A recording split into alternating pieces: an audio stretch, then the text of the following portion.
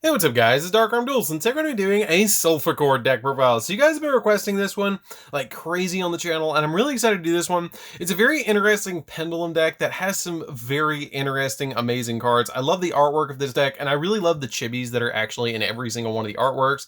And it's really amazing that it's actually based on an orchestra, like one of my favorite decks of all time, Orchest. It doesn't play like that deck at all, but it does kind of do the throwback to an orchestra, which is really, really amazing. Because when you play this deck, it just flows kind of like an orchestra, to be honest. So without further ado guys, don't forget to like, comment, subscribe, hit the bell there so you can become part of the notification squad, and definitely check out the Patreon down in the description below for all those awesome rewards, like getting your name description every single video, getting assigned cards in the mail, and even getting to request a deck profile every single month to your Patreon along with test hands. So without further ado, let's get straight on into this. So first we're going to be playing the boss monster of Solfachord, which is Do Solfachord Kula. So this card is really, really, really good for the deck, and she is a really interesting card because she has the pendulum effect that your opponent cannot activate a spell or trap card or monster effect when your Solfachord pendulum monster is special summoned, which is a very interesting effect to basically make them speed spell 4 when they're pendulum summoned, to be able to make them just get straight out onto the field. But the really good effect of this card is in the monster effect. That her effect is that you can special summon this card from your hand by attributing 2 pendulum monsters.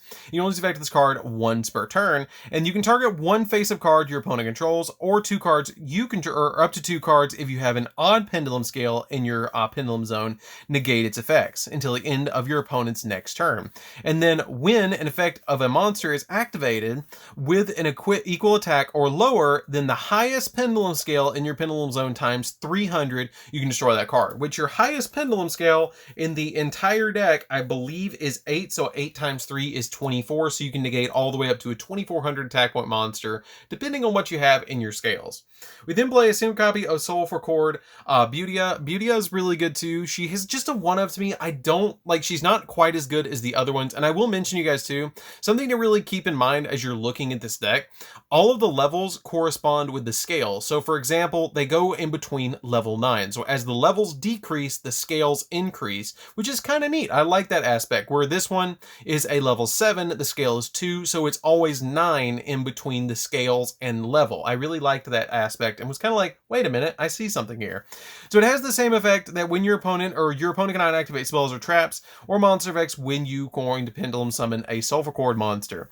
And then she has the ability to get a quick effect, target an effect monster your opponent controls, or if you had control an even scale in your pendulum zone, you get to target one spell or trap your opponent controls this turn, banish it when it leaves the field, and then you can only use the effect of this card once per turn. Once per turn, at the start of the damage step, this card battles a monster with equal or higher attack than the lowest pendulum scale in your pendulum zone times 300, destroy that monster, which is kind of neat as well. We then play a single copy of the Fire Solfachord. This is really good too. She's the scale 3. She's pretty neat. I just play her as a 1-0 because she has the ability to win. You have an odd scale in your pendulum zone. If you have a Solfachord pendulum monster attacks, your opponent cannot activate spells or traps or monster effects at the end of the damage step until the end of the damage step, and then during your main phase, you can tribute a Solfachord pendulum monster even if it's face down. If you get special summon a Solfachord pendulum monster from the deck whose pendulum scale is 2 higher or 2 lower than that monster, which is pretty good for the deck as well.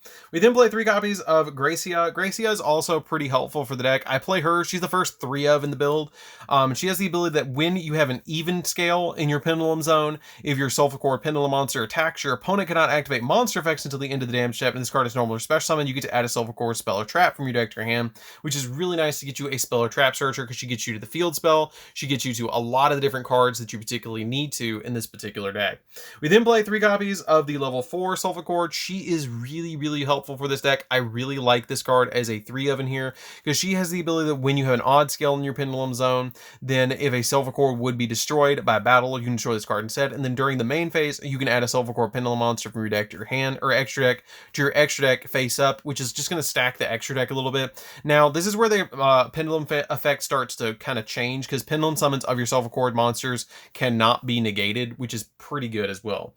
I then play a single copy of the level 3 or the scale 6. This card is just a 1-of to me. I don't want to play this card at more than one. I thought about cutting her all together, but I wanted to play them all. And what this card does is when you have an even scale in your Pendulum Zone, you take no damage from battles involving your Solfachord monsters. And if this card is normal or special summon, you can target one Solfachord monster or one spell or trap your opponent controls and return to the hand, which is an okay effect. I like it, but it's just a one-of to me. I then play 3 copies of Dreamia. Dreamia is really good in this deck. I really like her in this deck because she has the ability that when you have an odd scale in your Pendulum Zone, if a Solfachord Pendulum monster you control would be destroyed by a card effect, you can destroy this card instead. And if you control a Solfachord card in your Pendulum Zone, you can special summon this card from your hand, which is going to get you in a lot of extension plays in this deck. And she is a great extender for this particular build. I love playing her as a 3-of, and I would never cut this card at any less than 3 because she just gives you a free summon. We then play 3 copies of Yugioh. Yugioh is probably the best one of them all, because she has an amazing effect that when you have an even scale in your Pendulum Zone, Solfachord monster you control gain attack equal times their own Pendulum scale, which is kind of neat and kind of plays in, as I was mentioning before, where their scales, like for example, she would gain 7, where your big boss monster would only gain 100 attack. And if this card is normal or special summon, you can add a Solfachord Pendulum monster from your deck to your hand, which is really good for this deck because it's basically your Stratos. I then play 3 copies of Mystical Beast Master Cerberus. Master Cerberus is just really good because it works with spell counters and has the ability each time a spell card is activated, you place 2 counters on this card, and then also it can't be destroyed by card effects. And we have 4 or more spell counters on your field, and then once per turn you can remove 4 spell counters to target one monster opponent controls and banish it face up.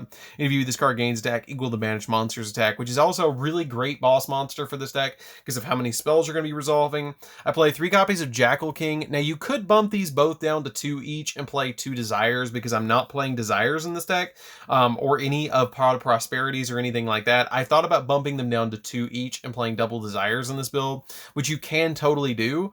But what this card does is basically each time a spell card is activated, you place 2 counters on this card, and when the spell resolves, then once per turn, you can activate the effect. Quick effect, remove 2 spell counters from this card, negate the activation to destroy that card when a monster effect is activated, which is really good. And if it's in the Pendulum scale, if you have no cards in your other Pendulum Zone, you can destroy this card if you special summon 1 face-up Mystical Beast Pendulum monster from your extra deck, except another copy of itself, which is why I kind of kept them at 3 each.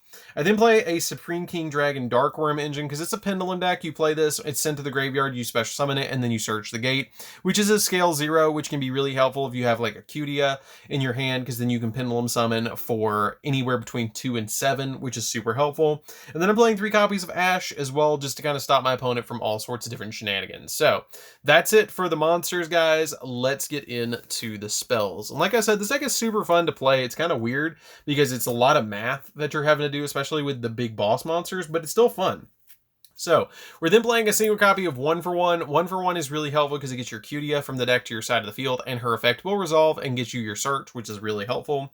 We play a single copy of Foolish Burial. Foolish Burial is just kind of here to send your copy of Dark Worm from your deck to the graveyard. Same thing with your Dragon Shrine. These are basically just here to send your copy of Dark Worm from deck to grave, and when you do send them from deck to grave, you're going to get that awesome effect to be able to special summon them if you don't control another monster. And then I play 3 copies of Solfachord Elegance. Solfachord Elegance is kind of cool. It is one of the better cards in the entire deck. Like, it's really good. When I read this card, like before, when this deck was announced, I was like, okay, it's a Pendulum deck. And then I read Elegance and I was like, oh, that's really good.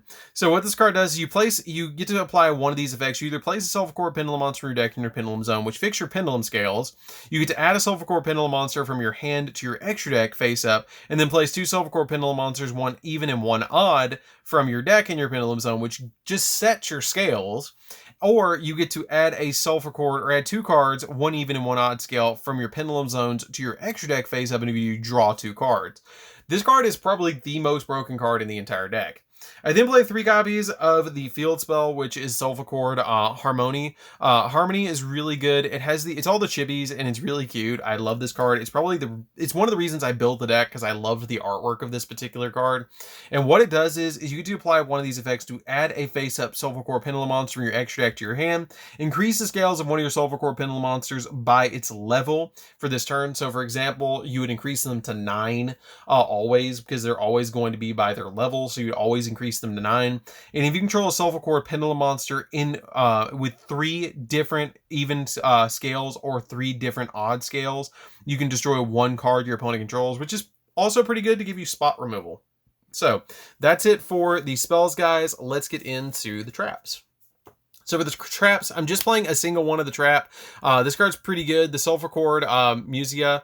Musia's your, yeah, this is a pretty good card. I like it as a 1-up because you can activate one of these effects based on the number, or based on the scales of the Solfachord monster you control. If you control an odd, you can special summon a Solfachord monster with an odd scale from your extra deck. If you control even, you can special summon one that's even from the extra deck. And if you control an even and odd, you can target a card your opponent controls and destroy it, which is also pretty good as additional spot removal because you're probably gonna control an even and an odd. So that's it for the main deck, guys. Let's get into the extra decks. For the extra deck, I will mention, you guys, it's pretty much just link monsters because you can't put a lot of rank 4s in the deck. You can't put any like rank monsters in the deck except for maybe like a rank 4 or rank 7 in the deck. So you kind of got to like play around with link monsters and use the best link monsters. So if there's any link monsters that you guys don't see here that you want to play, you can throw them in here. So we're going to open up with a single copy of Underworld Goddess of the Closed World. Underworld Goddess of the Closed World is great because you can link away your opponent's cards and the arrows are pretty good. And also it's really easy to put 4 monsters on the field that are effect monsters.